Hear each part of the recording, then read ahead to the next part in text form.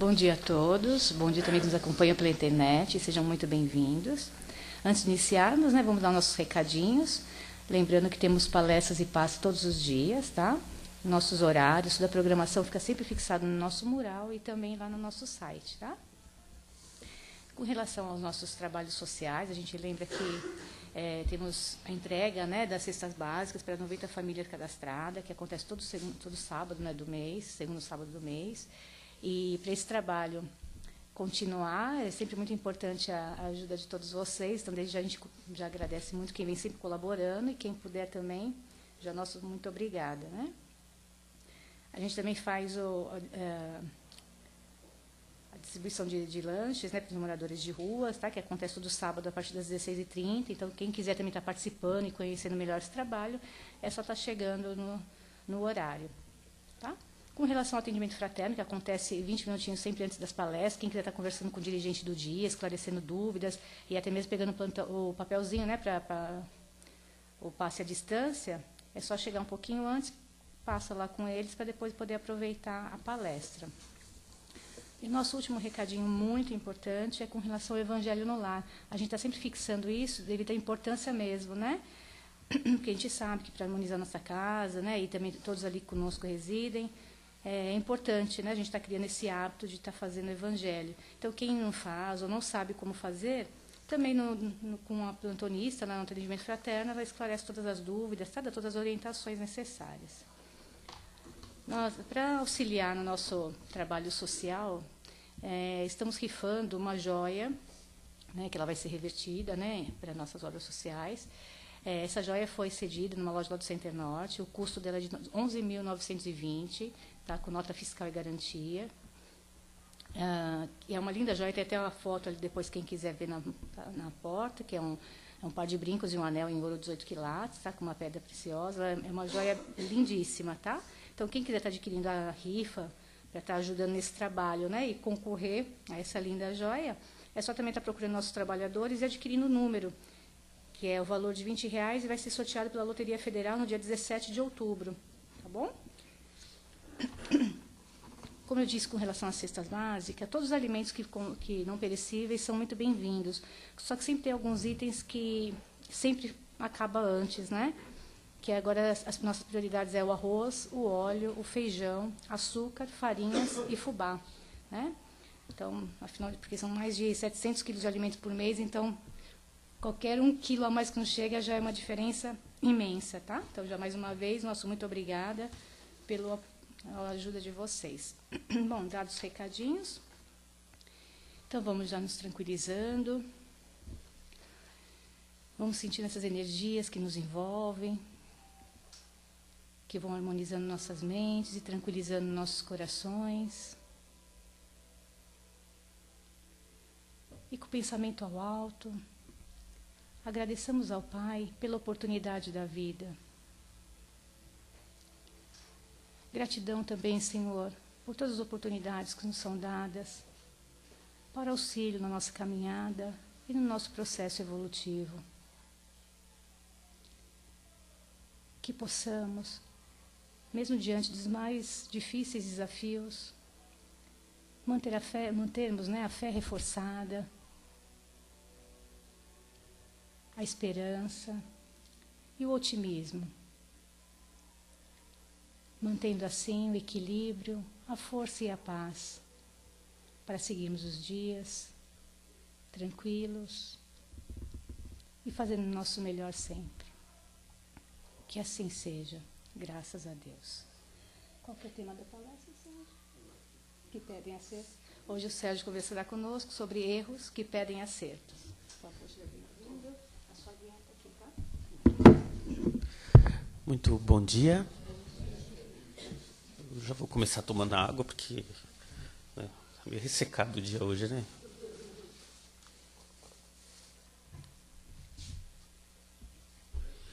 Bom, o tema de hoje que vai falar de erros. A gente costuma pegar os temas do Evangelho, e todos aqui são evangélicos, lógico, e a gente tenta trazer para um processo mais profundo, para que haja reflexão e despertamento. Se a gente começar a falar só onde a gente erra e por que erra, e onde a gente precisa mudar, a gente vai estar simplesmente falando de coisas que a maioria de nós já sabe. No fundo, a gente sabe onde está errando. A gente sabe, na maioria das vezes, o que precisa mudar na nossa vida. Determinadas coisas que a gente faz com insistência e repete, e não percebe o quanto repete. E muitas das vezes nós temos uma dificuldade tremenda de corrigir. E aí está o grande problema. Porque nós temos tanta dificuldade de corrigir problemas que são tão sérios na nossa vida. Porque coisas que a gente tem certeza de que precisam ser mudadas, a gente tem grande dificuldade de modificá-las. Paulo, lá nas cartas de Paulo, uma delas, ele comenta o seguinte, né? Ele fala, o que eu quero fazer, eu não faço. E aquilo que eu não quero, eu faço com insistência. Paulo lá, ele estava dizendo exatamente sobre isso. A nossa dificuldade em fazer o certo. A gente tem uma grande dificuldade de fazer, olha, o caminho é aquele. Quando a gente começa a traçar aquele caminho para fazer o certo, a gente começa a errar no meio do caminho. A gente começa a fazer outras coisas. Por quê? Esse é a proposta de hoje, a gente tem que encontrar os motivos de tantos erros que nos perseguem com tanta insistência, por mais que a gente queira corrigir e fazer o certo, porque a gente sempre descamba para o errado. E aí a gente vai começar a tentar nos descobrir com isso, né? Para isso a gente vai começar a falar do próprio Evangelho. Pegar aqui a Gênese, né, de Kardec, o Livro dos Espíritos, que é um livro interessante. Ele tem uma questão lá no item 36, e a gente começa dele primeiro, para a gente ter a primeira certeza que a gente tem que ter, de que aquilo que Kardec falava na época, hoje começa a criar as grandes comprovações que começam a aparecer agora.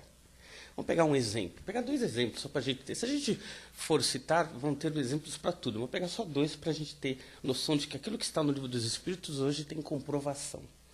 No item 36, Kardec pergunta para os espíritos, escuta, existe vazio no universo? Existe algum lugar que tem vácuo? Os espíritos falam para Kardec, não. O universo é totalmente preenchido. E se você não enxerga, é porque não tem nem tecnologia, nem condições de perceber, mas não existe vazio no universo. Está tudo preenchido.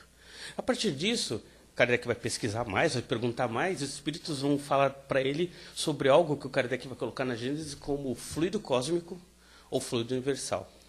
Ele diz o seguinte, os espíritos vão falar para Kardec, olha, é como se o universo estivesse mergulhado num oceano dessa matéria primordial. Esse fluido cósmico ou fluido universal é a matéria básica para tudo que existe de material, não espiritual. Então, o nosso mundo material, as coisas que nós vemos e construímos, tudo vem desse fluido cósmico. Mas ali no Kardec é teórico. Está na teoria. A gente aceita porque os espíritos falaram, mas a gente vai aceitando. Até o momento em que um físico recente, falecido recentemente, inclusive, Stephen Hawking, ele tinha uma questão no livro dele, O Universo numa Casca de Nós, em que ele falava por que existe harmonia no universo. Ele se questionava por que as leis físicas no universo elas se repetem em todo lugar. Um buraco negro, um quasar, todos os sols são redondos. Por que essa harmonia existe em qualquer parte do universo? O que faz com que o universo seja harmônico? Ele se questionava, porque, na verdade, qualquer físico, quando começa a estudar as galáxias, eles falam que o universo deveria ser caótico e não harmonioso. E por que existe harmonia no universo? Então ele questionou muito isso, até o ponto que o Hubble, que é dos telescópios mais conhecidos, que inclusive já saiu do nosso sistema solar, já está indo para outros lugares, através de estudos dele, eles descobriram que existe uma matéria básica que molda todo o universo. Eles chamaram de matéria escura. Existem muitos trabalhos sobre isso. Ele fala, tudo está sobre essa matéria escura. Então, a matéria escura, ela mantém o universo coeso. Interessante. Hoje, eles falam da matéria escura e Kardec, há mais de 200 anos atrás, falava de fluido cósmico ou universal. É a mesma coisa. A ciência hoje começa a chegar às conclusões de que os espíritos já comentavam com Kardec há muito tempo atrás, sobre a coesão do universo. Existe um princípio básico para que as coisas funcionem. E a física hoje, eles começam a perceber isso. Aí vamos para um outro ponto das visões do Kardec, que hoje a gente começa a entender melhor.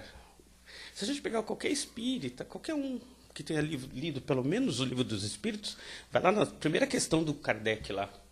O que é Deus? Inteligência suprema, causa primária de todas as coisas, é decorado. Todo espírita sabe mais ou menos essa frase aí. Inteligência suprema, tal, causa primária de todas as coisas, e a gente vai levando isso porque está escrito lá. É interessante porque recentemente que eu falo nos últimos 10 anos, né? Um outro físico que não tem nada a ver com espiritualidade, Amit Goswami, que ele foi estudar física e ele se desligou de qualquer religião, porque ele dizia que qualquer aspecto religioso atrapalharia as pesquisas físicas dele. Ele começou a estudar a física no mundo mais subatômico. Essa física que todo mundo chama de física quântica, nada mais é do que pesquisar aquilo que é bem pequenininho, né? O universo subatômico.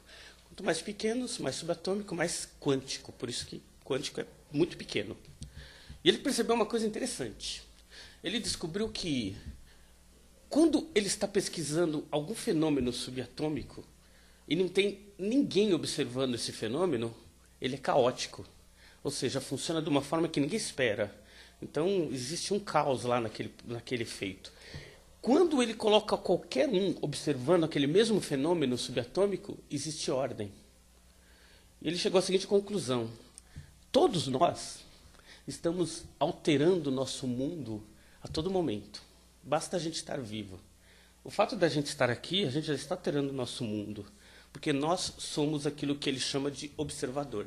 Ele diz, quando tem alguém observando, ou basta estar vivo ou consciente, você já está alterando o seu universo. Então, nosso mundo pessoal está constantemente sendo mudado pelo nosso pensamento, pela nossa vontade. Mesmo que a gente não queira, a gente está alterando o nosso mundo nesse instante. E a física quântica mostra isso. Então, basta estarmos lá para que haja uma alteração. E ele chegou na seguinte conclusão, ele falou, poxa, então se tem um observador para que haja coerência e lógica, e ele olhou para o universo é coerente e lógico. Por quê? E aí ele chegou à seguinte conclusão, porque precisa ter um observador para o universo ser coerente e lógico, senão não seria coerente nem lógico. É interessante porque esse físico ele teve que ir lá na observação do menor descobrir que nós alteramos o nosso mundo para descobrir que tem que ter um ser muito superior para olhar para o universo ter coerência. A gente chama de Deus.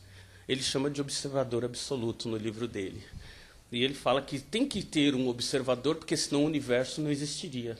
Haveria caos completo. E isso calha na pergunta do Kardec, o que é Deus?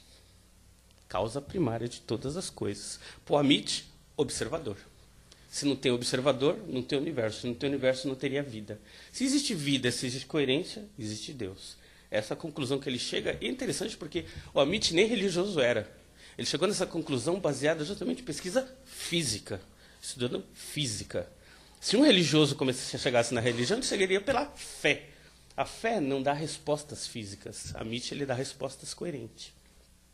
Bom, então se a gente entende que nós somos criadores, nós fazemos as coisas acontecer, e aí nós vamos começar a ver as responsabilidades a partir daí. Notem, segundo a Amit, estamos criando o nosso universo a todo momento. Jesus fala, ore e vigia. Orar e vigiar significa o seguinte, a todo momento estamos gerando causas no nosso universo íntimo. As coisas que estão acontecendo constantemente na nossa vida são geradas por nós mesmos, a todo momento, nem que a gente não queira. Lei física. Estamos vivos, estamos alterando o universo. Quem vai explicar isso de forma mais interessante é o André Luiz, Evolução em Dois Mundos. Ele vai dizer o seguinte, Deus ele já deixou o universo pronto para a gente. Ele criou o universo através do fluido cósmico universal, e a partir dali os espíritos vão evoluindo para poder co-criar. A gente não cria, a gente não consegue fazer nada virar alguma coisa. Nós conseguimos fazer alguma coisa virar outra coisa. Isso a gente chama de cocriação. Aí no Evolução em Dois Mundos, ele vai dizer o seguinte, os espíritos mais evoluídos, ele consegue fazer cocriação em alto nível. O que é cocriação em alto nível? Imagine que você tem que dar vida a um planeta. E aquele planeta tem que evoluir para que a vida possa progredir.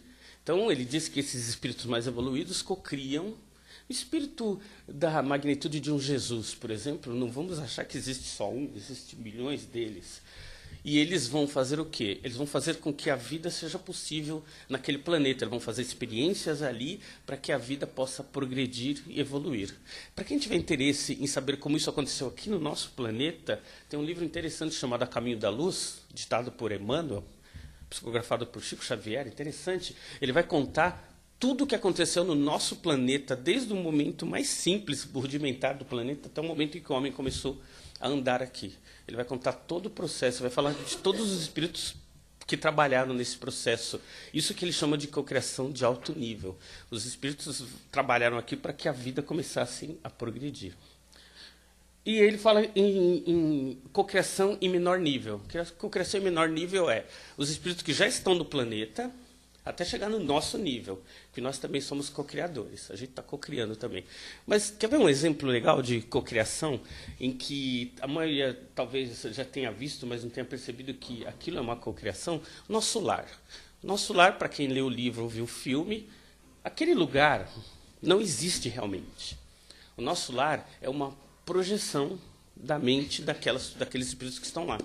Ele só existe porque aqueles espíritos, eles criaram aquilo a partir do fluido cósmico para que aquilo tivesse existência física no mundo espiritual, mas ele não existe. Tanto não existe que o nosso lar, a partir do momento que aqueles espíritos tirarem a ligação, ele vai simplesmente desaparecer. Então, cidades espirituais como o nosso lar ou tantas outras, eles só existem porque existem espíritos com ligação espiritual para que aquilo crie formas. Um outro exemplo agora, para a gente entender como a gente está criando constantemente, o André Luiz, no nosso lar, ele vai falar que no momento em que ele desencarna, ele vai para algum lugar chamado umbral. Umbral, gente, a gente ainda traz muito ranço de outras religiões e a gente pensa no inferno, no lugar de sofrimento. Umbral é passagem. Umbral nada mais é do que passagem. Mas por que existem esses lugares? Porque nós somos co-criadores. Vamos pensar. Se nós somos espíritos ainda em processo de evolução, o que a gente está criando constantemente? Muitos de nós estamos criando pensamentos desequilibrados, sentimentos que não são tão bons.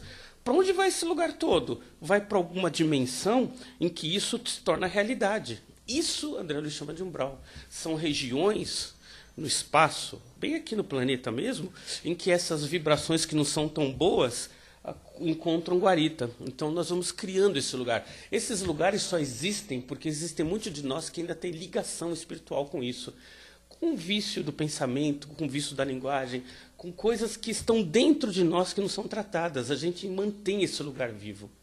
Então não existe um lugar específico criado por uma entidade. Vou criar um lugar para te castigar. Isso não existe, nunca existiu. O que existe são lugares em que nós, por nossa própria falha de caráter, alimentamos pelos maus pensamentos e os vícios. Esses lugares criam vida. Por quê? Porque nós somos co-criadores, nós estamos alimentando isso. Tanto é que muitos de nós, por não criar um vínculo, um pensamento mais equilibrado, nós já estamos, muitos de nós, ligados a esse lugar. Então, quando não tem o corpo físico, nós já estamos lá. Simples assim. Porque nós mantemos isso. Então, nós não vamos para um lugar porque fomos malzinhos. Você foi mal no planeta, então você vai passar um tempo nesse... Não existe isso. Nós já criamos a ligação com esse lugar pelo vício do pensamento, do lugar, da forma que nós agimos, da grosseria, da irritação, de coisas que nós deveríamos mudar e nós não mudamos. Nós mantemos a ligação com esse lugar e mantemos ele vivo porque nós alimentamos esse lugar. Nós criamos também esse lugar. André Luiz, numa das passagens, ele fala que de onde ele está, do nosso lar, quando ele vem para o planeta Terra, ele está envolvido numa atmosfera escura. Essa atmosfera escura é fluido do pensamento de nós humanos. Nós criamos essa atmosfera constantemente. O André Luiz vai dizer que isso aí são miasmas, são maus pensamentos. Então, esses maus pensamentos, eles saem da gente, porque a gente nunca, dificilmente, muitas vezes a gente está com raiva de alguém, estamos alimentando. Estou muito bravo com alguém, estou alimentando. Eu quero fazer alguma coisa, mas a pessoa está me estou alimentando. Então, esses eflúvios, pensamentos, sentimentos, é que geram essa energia que envolve o planeta Terra. Influencia a gente? influencia o próximo que está do nosso lado, influencia todo mundo. Então, uns influenciam os outros. Por isso, da necessidade da mudança. Os espíritos constantemente estão nos lembrando: mude o pensamento, mude o padrão mental, mude a atitude. Porque quanto mais pessoas estiverem mudando isso, melhor o planeta se torna. A cocriação de alto nível, de médio, de baixo nível, são de espíritos que um dia fomos como nós. Nós, então, somos esses espíritos que estamos criando. Então, para a gente começar a criar coisas melhores, a gente precisa se melhorar. Para podermos mudar a atitude, nós precisamos mudar até o que a gente pensa, para poder mudar isso. E vamos entender, então. Existem dois grandes problemas, não vou chamar de obstáculo, porque quando a gente fala obstáculo parece que é intransponível. Muito comum a gente ver dentro da literatura espírita, quando alguém fala: olha, é preciso mudar alguma coisa, mas é difícil. Essa palavra não deveria existir no nosso dicionário.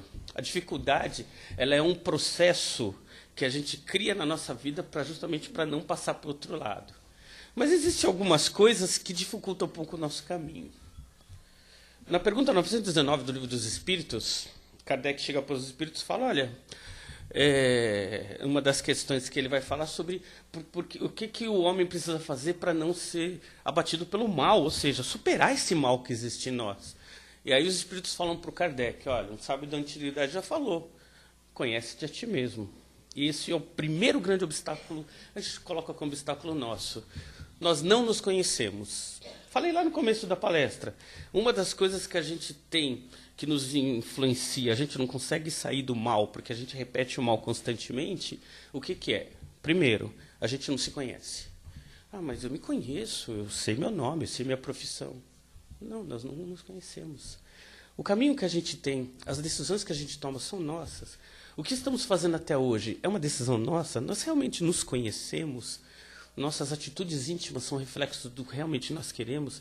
A vida que estamos tendo nesse momento, ela é fluxo, ou ela é definida por nós, ou pela pessoa que está do nosso lado, ou pelos nossos pais, ou pela sociedade, ou pela televisão, ou pelo rádio? Nós realmente somos donos das nossas decisões?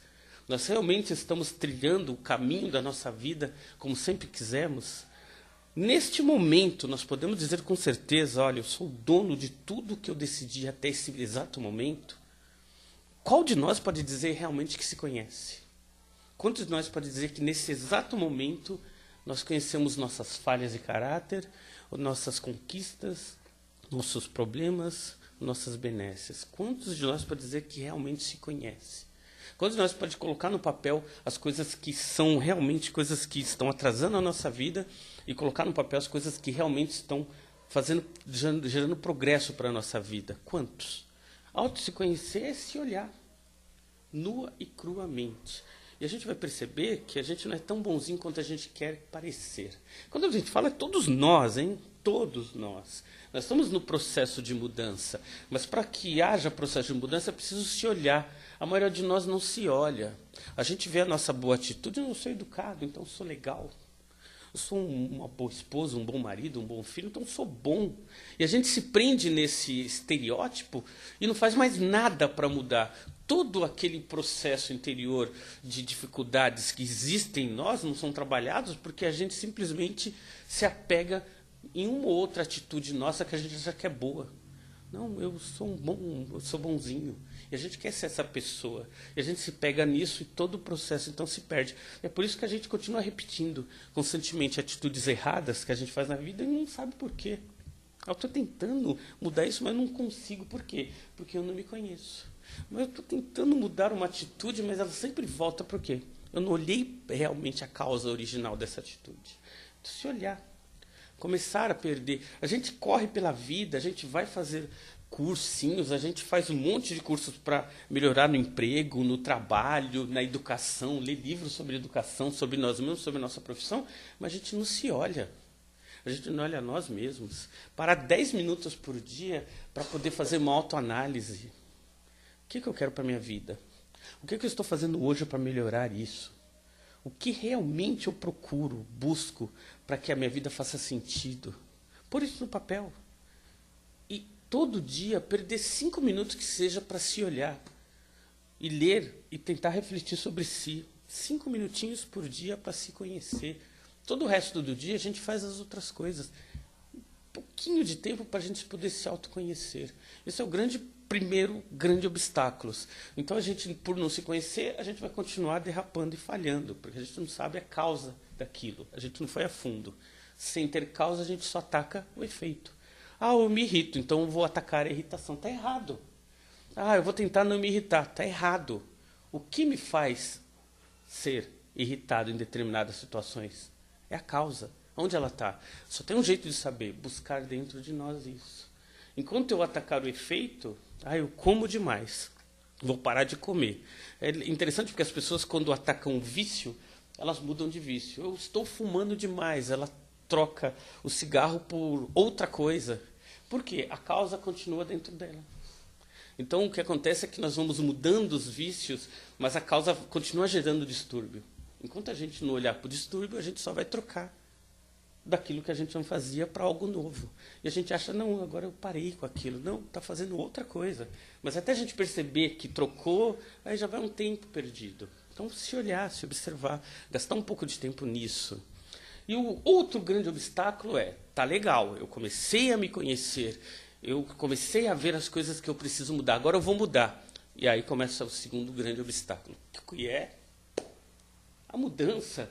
Ela é complicada, porque a grande maioria de nós tem uma dificuldade tremenda de fazer coisas novas. A gente não muda a rotina. A gente não muda nem no dia da semana o caminho que faz do trabalho para casa. Como é que a gente quer mudar alguma coisa interior se a gente tem dificuldade de mudar coisas básicas? A gente não muda nem um canal de televisão que assiste todo dia. Então, nós temos dificuldades de mudança. E por termos dificuldade de mudança, como vamos atacar alguma coisa que está dentro de nós, que é algo que a gente precisa modificar atitudes? É aquela história. Chega no final do ano e nós prometemos 1 milhão de coisas que a gente quer. Eu vou para a academia, vou ter uma comida mais saudável, eu vou, e a gente começa a colocar várias coisas que a gente quer mudar para a nossa vida no final do ano, para que o ano comece com coisas novas. Chega no começo do ano, a gente começa a esquecer, porque aquilo já não faz parte da nossa rotina. Então a gente tira uma coisa, vai tirando outra, e o ano vai indo, e chega perto do próximo ano e a gente vê que boa parte das nossas listas ficaram para trás, porque não tive tempo, não me dediquei. Mas na verdade a resposta é uma só. Nós vivemos numa sociedade que tem dificuldade de tratar a nossa vontade. Vontade mesmo, fazer a coisa. A maioria das coisas que a gente faz por quê? Por impulso ou porque não tem outra saída. Tem que fazer. Então a gente é empurrado para aquilo. Fazer coisas porque a gente quer está cada vez mais raro. Ir atrás de coisas que a gente quer está cada vez mais raro. Por quê? Porque a vontade, fazer porque eu quero, é como se fosse um músculo que não está sendo treinado. Nós não treinamos o músculo da vontade. A vontade seria algo que eu quero fazer e faço o possível para que aquilo aconteça. Como a gente não treina muito isso, como é que a gente sabe que não treina? Porque a gente deveria se desafiar constantemente. Ou seja, se eu tenho algo para fazer, eu não faço porque eu estou com preguiça, é a nossa vontade tendo domínio sobre nós. Eu vou sair agora para comprar, não vou, deixo para lá. Então, nossa vontade ela vai ficando frouxa. Pequenas coisas que nós deixamos de fazer por preguiça, por má vontade, é simplesmente treinando o nosso autodomínio para não fazer mesmo. Então, as coisas mais importantes que deveriam ter esse músculo treinado deixam de ser úteis ou a gente não consegue nem fazê-las. Notem, se a gente não consegue sair de casa, muitas vezes porque está frio, ou porque eu não quero, ou porque eu tenho que comprar, eu deixo para amanhã, porque essa pequena má vontade que a gente tem de fazer aquele trabalho, aquele servicinho, fazer aquilo naquela última hora, se aquilo que é simples a gente não consegue mudar, que dirá mudar uma atitude íntima? Esse é o grande ponto, por isso que é o segundo grande obstáculo. Então, eu me conhecer, legal. Eu me modificar, é um grande ponto, mas para isso acontecer, eu preciso ter vontade treinada. E como é que eu treino essa vontade? Começando a fazer essas coisas que antes eu não faria. Pequenas coisas. Aquilo que me dá uma vontade, aquilo que eu tenho que fazer. Olha, vai no mercado, vou. Vou voltar, esqueci uma coisa no carro, não vou, volta. Eu tenho que fazer, faça. Vou deixar para amanhã, faça hoje. Comece a se desafiar. Comece a fazer coisas que não faria antes. Comece a treinar o músculo da vontade para coisas do dia a dia. Sabe? Eu quero deixar meu carro lá na frente do shopping, não vou lá no final, porque eu vou andar tudo isso. Por quê? Porque minha má vontade é andar pouco. Então eu vou andar muito porque eu quero me desafiar. Comece a fazer coisas que nos dê desafios. Treine o músculo da vontade. É igual musculação na academia. No começo vai doer o músculo. Mas em algum momento, a nossa vontade, nós vamos ter autodomínio de novo. Por não treinar autodomínio, a gente fica postergando, tendo uma vontade. Aquela preguiça, eu preciso ler, aquilo é importante. Não, estou com preguiça agora, vou deixar para amanhã. Esse é o músculo mal treinado. A partir do momento que a gente começa a treinar, a gente vai fazer tudo porque a gente está treinando esse músculo para as coisas acontecerem. E é o que é interessante depois, quando a gente começa a se desafiar. Pequenas coisas começam a não dar mais trabalho, porque a gente vai fazer porque a gente já treinou o músculo e começa a fazer as coisas acontecerem. Esse é o primeiro passo. Uma outra coisa interessante que acontece é que coisas que estavam paradas na nossa vida, a gente começa a movimentar sem perceber. Coisas que a gente deixava para trás, coisas grandes, que a gente não movimentava na nossa vida, na nossa família, na nossa vida pessoal, que simplesmente não mudavam até então, a gente começa a mudar, porque o músculo da vontade chega a um determinado ponto em que a gente começa a modificar a nossa vida material mesmo. Apesar de a gente falar que a vida espiritual precisa desse gancho para que haja mudança, a nossa vida material muitas vezes está parada, travancada, porque a nossa vontade está parada. A partir do momento que a nossa vontade começa a ser treinada, e a gente começa a fazer com que esse músculo se movimente, a nossa vida começa a se movimentar inteira. E a gente começa a fazer coisas que antes não teria feito. Nós começamos a nos apresentar para nós mesmos como uma pessoa nova. Então, isso que era um obstáculo começa a ser uma vantagem para nós. Então, aquele curso que eu não queria fazer até hoje, eu vou fazer. Aquele livro que eu vou ler. Aquele assunto que eu não queria tratar com a minha família, eu vou tratar. Mas é delicado, mas é justamente por isso que eu estou tratando dele. A gente começa a movimentar energias que antes estavam paradas. A nossa vida começa a fazer mais sentido. Então, treinar a vontade é criar novas chances para a nossa própria vida, para as coisas começarem a se movimentar, fazer com que esse músculo, que até então estava travado, comece a se movimentar. Vamos lembrar lá que Jesus, lá no Evangelho de João, 14, 12, se não me engano, Jesus disse o seguinte: sois deuses. Ou seja, todos nós temos capacidades inatas gigantescas. E lá no 12:34, Jesus fala lá, em João ainda, farão o que eu faço e muito mais. Muita paz a todos. Alguém quer fazer alguma pergunta? Alguma colocação? Não? Olá, bom dia a todos. Bom dia. Serginho, vamos supor, nesse trabalho, né, de despertar as nossas vontades de fazer mesmo, né, que realmente, né, o que você falou, acho que cai para todo mundo, né? Todos nós. Ninguém... Mas quem tem o lado voltado para o mal? Você já reparou que o mal, ele tem essa vontade muito bem desenvolvida e ele faz tudo o que ele quer? O mal, ele já faz. As pessoas que conseguem o que querem, ele já tem essa energia da vontade para conquistar, para fazer. É por isso que as pessoas que usam para o mal conquistam tanto. E as pessoas que são boas falam, mas por que a pessoa conseguiu chegar onde chegou?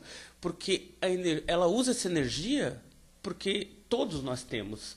Mas a grande maioria de nós deixa ela dormente. E as pessoas que não são tão boas, que querem usar a energia para conquistas do jeito que ela consegue. Porque essa energia ela não tem lado bom ou mal. Ela vai fazer para quem fizer uso dela. O mal, ou seja, a pessoa que não tem o equilíbrio voltado para o bem, para a construção, vai conseguir atingir o que ela quer também. Não tem jeito. Esses dias eu estava assistindo um programa de TV na Netflix, justamente disso. Um cara se dizia no começo do programa, eu sou muito arrogante. Ele falava, eu sou arrogante, eu não respeito as outras pessoas. Ele conseguiu construir um restaurante de sucesso na Alemanha. Um restaurante chique, 5 estrelas Michelin, não sei das quantas. E eu olhei exatamente esse exemplo, né? Ele não respeita ninguém. Não respeita ninguém. Quando ele era ajudante de garçom, ele simplesmente falava mal do chefe para poder pegar o lugar dele. E hoje ele é dono do restaurante.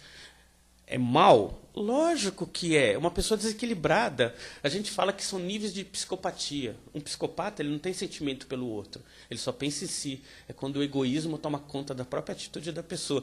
Mas, mesmo sendo mal, ele usou energia do jeito que ele estava usando para fazer do jeito mal dele chegar onde ele queria. Não é bom. Não é bom. Em algum momento, obviamente, ele vai responder por tudo que ele está fazendo, espiritualmente falando. Mas a energia, ou a forma de fazer, ela é livre, não existe lado para isso. Infelizmente, não existe. O mundo que nós vivemos é um mundo em que as pessoas têm que começar a usar o que está dentro de si para suas conquistas espirituais e materiais. Não tem jeito.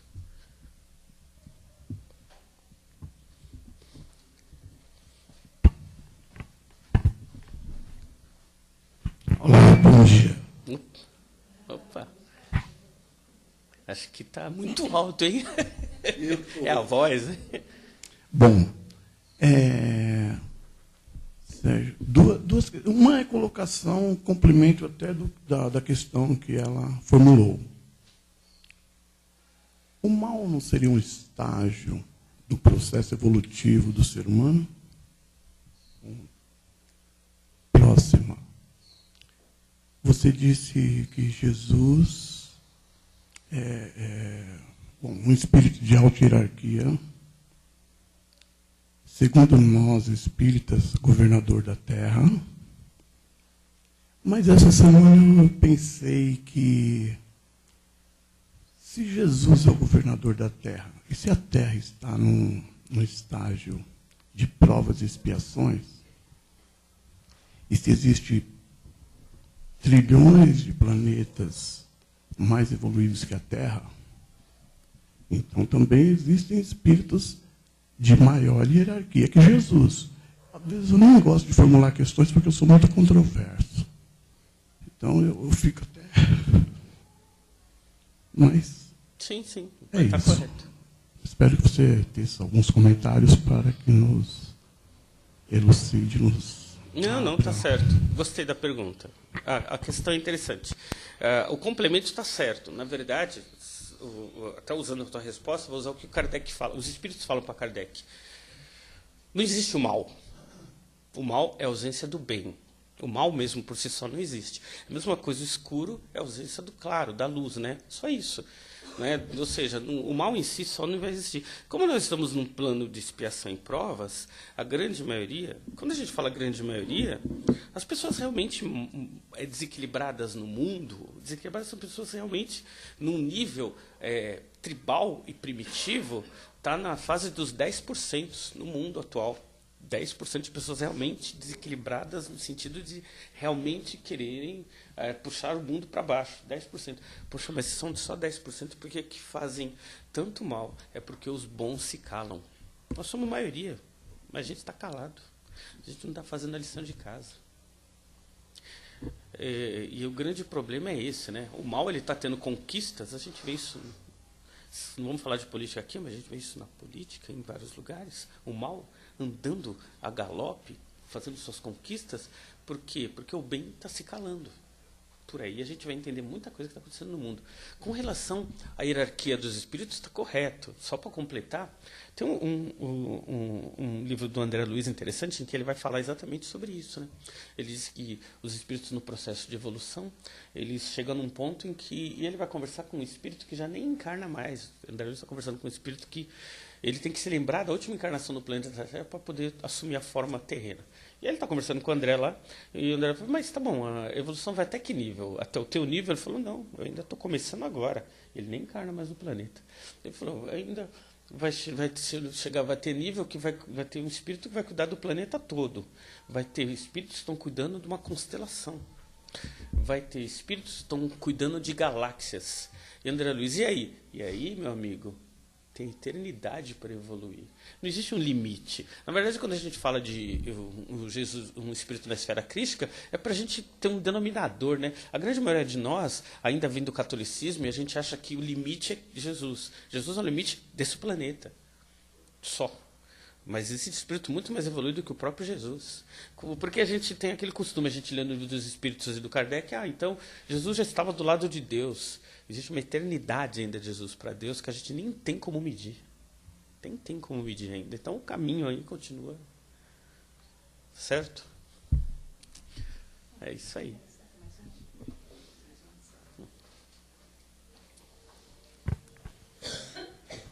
Bom dia. Bom dia.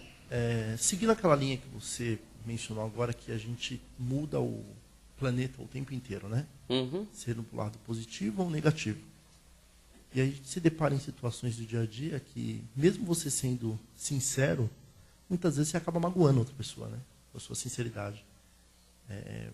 E como que essa pessoa que está sendo magoada, ela entende essa informação e como você que acabou magoando, seja sendo sincero ou não, isso afeta na sua vida, né? Porque a pessoa ela recebe a informação e muitas vezes ela não tem o discernimento de entender que você está mais querendo ajudar ela do que atacar ela, né?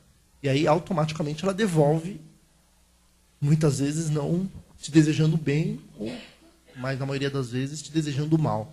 Onde está cada papel aí, né? Ela que está desejando mal, eu acredito que está alimentando esse espaço, essa passagem que você diz, né? E a pessoa que está recebendo essa energia, né? Ela se comporta como nesse caso? Entendi. Existem dois exemplos que eu vou te falar agora. Um é Pedro. Pedro é um dos apóstolos que Jesus chamava de rocha, né? Pedro era rocha, era duro. Teve uma passagem que Jesus fala: Pedro, orienta o pessoal aí que tenho que ir em tal lugar. Aí Pedro, tá bom. Aí Pedro olha Jesus saindo. Quando Jesus sai, você... E falava tudo que a pessoa... O Pedro era um médium fantástico. Ele conseguia olhar para a pessoa e ver a história da pessoa. Se a gente for nos evangelhos, vai ver que Pedro era clarividente. E ele falava, você, cobrador de impostos, e metia o pau na pessoa. Ele estava falando a verdade, mas ele massacrava a pessoa com a verdade. E chegava para as pessoas e começava o texto conta que Pedro, ele falava com cada uma das pessoas, a pessoa se diminuía de vergonha, porque Pedro falava a verdade de uma forma muito contundente, por isso que rocha. Quando Jesus volta, a assembleia está toda murcha, né? Jesus vira para Pedro e fala, Pedro, o que você fez? Eu falei o que você falou, eu estava orientando. Não, Pedro, mas você não tem que agredir com a verdade. Você tem que amansar com a verdade. A verdade, muitas vezes, ela machuca. Muitas vezes, quando a gente quer ajudar, a gente tem que encontrar o meio termo para não deixar com que esta verdade seja uma arma também em relação à pessoa que está recebendo isso. Esse é o grande ponto também. Muitas vezes a gente quer ajudar e a pessoa não está pronta para ser ajudada. É um grande ponto. Ter esse discernimento, poder perceber que a pessoa realmente ela está apta para receber. Até porque a maioria de nós temos sentimentos em relação ao que nos atinge. Qualquer coisa que acontece na nossa vida é como uma ferida aberta. Qualquer pessoa que fala é como se estivesse colocando o dedo ali. Dói muito mais para a gente que está sentindo. Então, quando a gente for falar com alguém e a pessoa está com um problema, qualquer tipo de problema, a gente tem que tomar muito cuidado, porque a gente está mexendo numa ferida aberta. E a pessoa realmente, em algum momento, vai ser agressiva, porque aquilo dói. Dói muito mais do que uma ferida material, porque o sentimento ele é constante, ele está lá, pulsando. Então a gente tem que tomar bastante cuidado com isso. Como chegar na pessoa e se ela está em condições, naquele momento, de receber essa ajuda. Isso é importante. Então, o grande problema é essas verdades muitas vezes machucam. Ter bastante cuidado com isso e saber como atingir. Agora tem um outro ponto também. Nós que acompanhamos o Evangelho, vendo as coisas como são, muitas das vezes a gente fala alguma coisa e a pessoa tem uma outra noção disso. E ela recebe como uma agressão e às vezes a gente não foi o agressor. E a pessoa nos agride. Lembra aquela passagem de Jesus, virar outra face? Virar outra face não é ser esbofeteado no sentido físico. É não devolver o mal com o mal. Quando a gente percebe que a pessoa está sendo agressiva, a gente usar o nosso bom senso nessa hora, e é o momento mais difícil. O mais difícil é quando a gente começa a ser agredido, não o outro, é a gente. Quando a gente está sendo agredido, Essa é a parte de ser cristão, que é a mais difícil, é não agredir de volta. Sem orgulho, sem vaidade. Essa é muito difícil. A pessoa está nos agredindo naquele momento. O que a gente faz? É esse o momento de ser cristão. A gente consegue? Então, é o momento que a gente tem que parar para refletir. E realmente olhar para dentro de nosso coração e falar, puxa, eu tenho que me preparar para esse momento, porque em algum momento isso vai acontecer. A gente tem que ser aquela pessoa que a gente ainda tem aquele conceito machista ou antigo de no levar desaforo para casa, a pessoa gritou comigo. Ser cristão é relevar a tudo isso e conseguir entender que aquele irmão que está nos agredindo, ele agride porque ele está com muita dor. Normalmente o agressor, ele está com muita dor. É por isso que ele agride. E não importa quem seja, ele pode ser pobre, rico, pode ter um império. Se ele está sendo agredido, aquilo é um momento de dor dele. Por isso que ele agride. Não tem outra ferramenta para essa pessoa. E a gente, sendo cristão, nesse momento é o momento da prova. A gente vai conseguir parar nesse momento e não dar o retorno, ou seja, a gente vai conseguir virar outra face nesse momento? É o exercício da vontade, né? Isso aí, esse é o grande ponto, o exercício da vontade. Acho que agora já... desculpa aí. Só estou cumprindo hoje.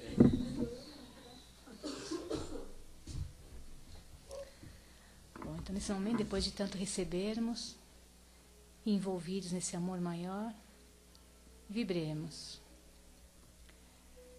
Vibremos pelo nosso planeta, o envolvendo em muita luz, muita paz e muito amor. Vibremos por todos os hospitais, levando essas vibrações para todos os leitos de dor.